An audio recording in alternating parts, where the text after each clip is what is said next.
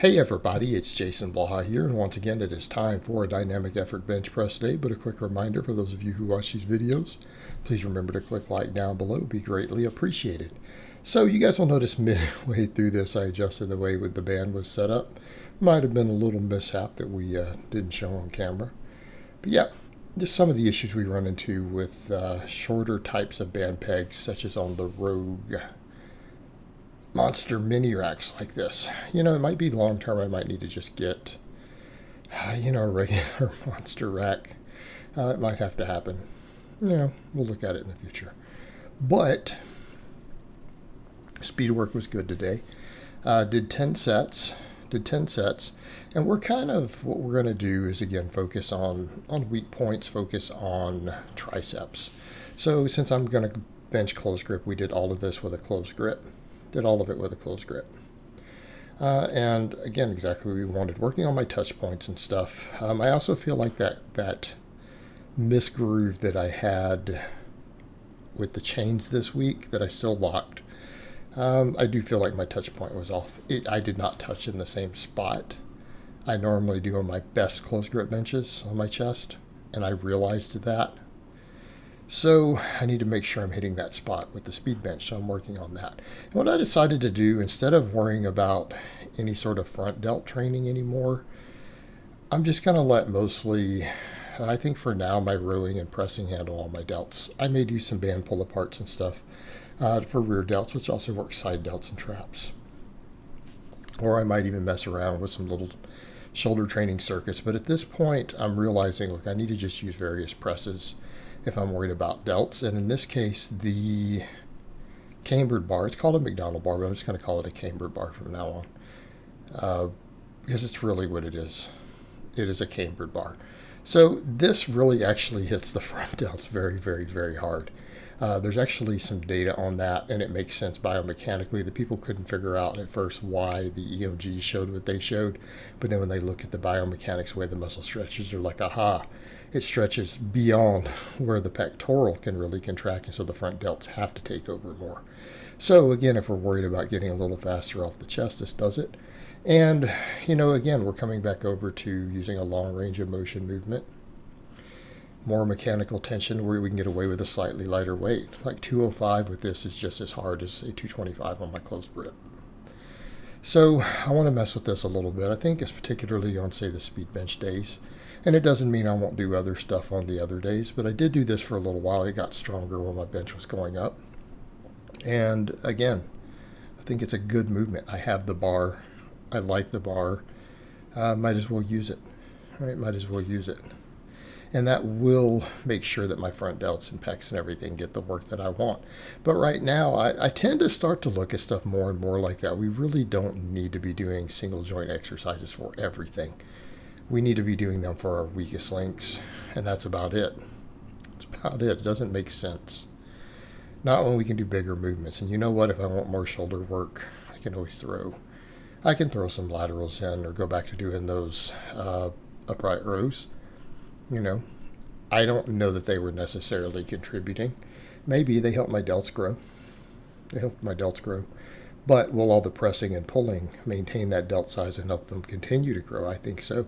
I think if I get stronger on this movement, we'll definitely get stronger out of the bottom of the bench. Because what starts you at the bottom? As far as not support muscles, but primary movers, it's delts. Right? Delts are what break you off the chest. All right, so we did Skullcrushers, and I realized I've been sandbagging these. I had someone say, you're really sandbagging these. And I realized also I've been doing 68 pounds, not 78. I was doing plate math wrong. It's an 18-pound bar. So I went with 78 today, and I did my sets of 10, and I'm like, let me get to the fifth set and see what I can get. I got to 16 reps and stopped. We need to increase this. And I've been trying to do it a little lighter just to make sure my elbow health is on point. But I got one hell of a tricep pump and burn from this. So even with some probably too many reps in reserve, it's not bad. But we do need to increase the weight. And you know what? This will give me a good metric for how strong my triceps are getting. All right, using a single joint movement like this for my weakest link, which is triceps, I need to overdevelop triceps. They're going to be the highest priority in my upper body. Yeah, they need to be. Doesn't mean we neglect the other stuff. We're still doing all this other pressing. We're still doing pulling. Okay. Still doing plenty of rowing. But triceps absolutely need to be a priority. We could argue grip and stuff too, but all my rowing handles that. But yeah, skull crushers.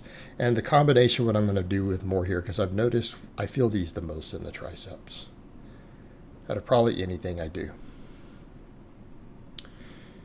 Biomechanically, we know what it does. We've got plenty of hypertrophy studies. We know this is a great exercise. It's just hard on elbow tendons.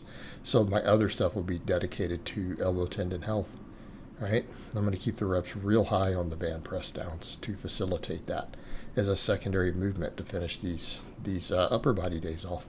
Again, they offer more tricep hypertrophy, more lockout strength, but a lot more tendon health. And I made a post on this with some of my favorite tricep exercises the other day. It's both on Instagram and Facebook, right? Because I share them with each other. So, yeah, this is a phenomenal tricep builder, and it will increase your close grip bench. But you've got to keep the tendons really, really healthy, right? You got to keep them really healthy. And I feel like this has better carryover than the laying extension, where you go behind the head. I've had people say, well, skull crushers where you go behind the head. Well, it's not a skull crusher. If you don't lower it to your head, it's not a skull crusher. That's called a laying tricep extension. And in theory, it uses the long head more, but there's a lot of data showing not really. And in fact, regular extensions like this blow the long head up in studies. All right.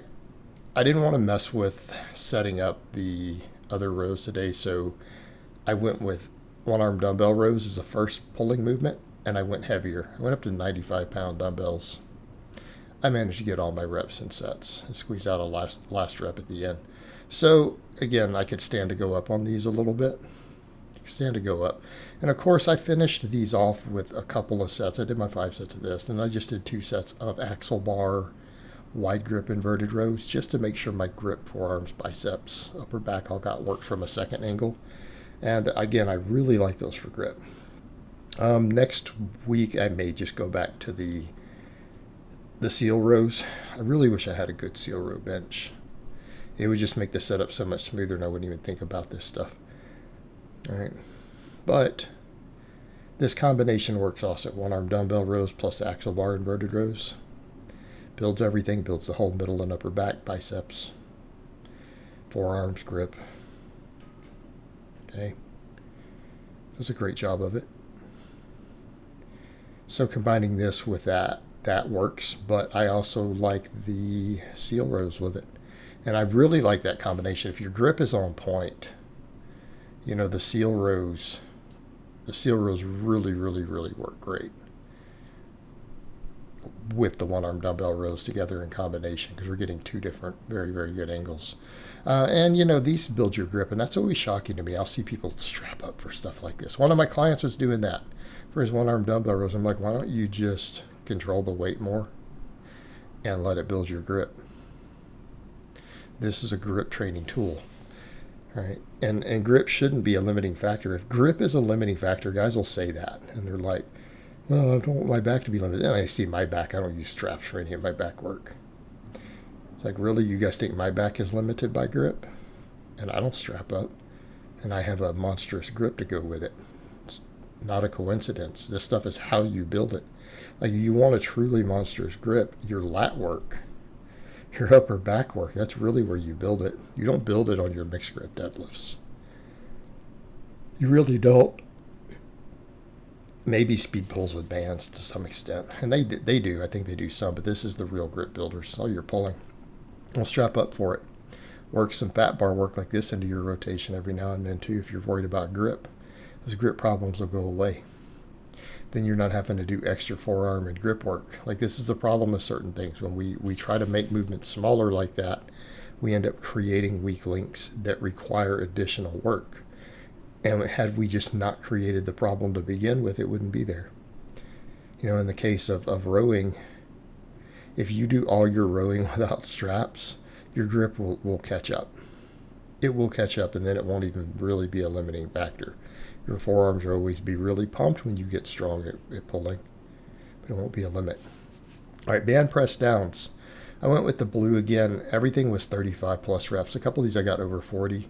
I want to keep the reps real high since I'm going to go hard on the skull crushers. I don't think I need to try to be focusing so much on just getting heavier and heavier on the bands on this again. The blues alone got I think my strength up on triceps to where my close grip shot up a lot. So I can use them for a bit, and obviously if they get too easy, I'll step it up. I'll step it up if they start getting too easy. But they're a good finisher, and it gets blood flow to everything. It works a different angle of the tricep, works the lockout more, but mainly it's about tendon health. It is about tendon health. I want to keep my tendons healthy so that I can progress on the skull crushers and the close grip benching without it becoming an issue. And this is the solution. All right, this is the solution. Below the triceps, up. All right, guys, but that's really all I have to say on that today. I hope it's been informative, and I'll talk to you guys next time.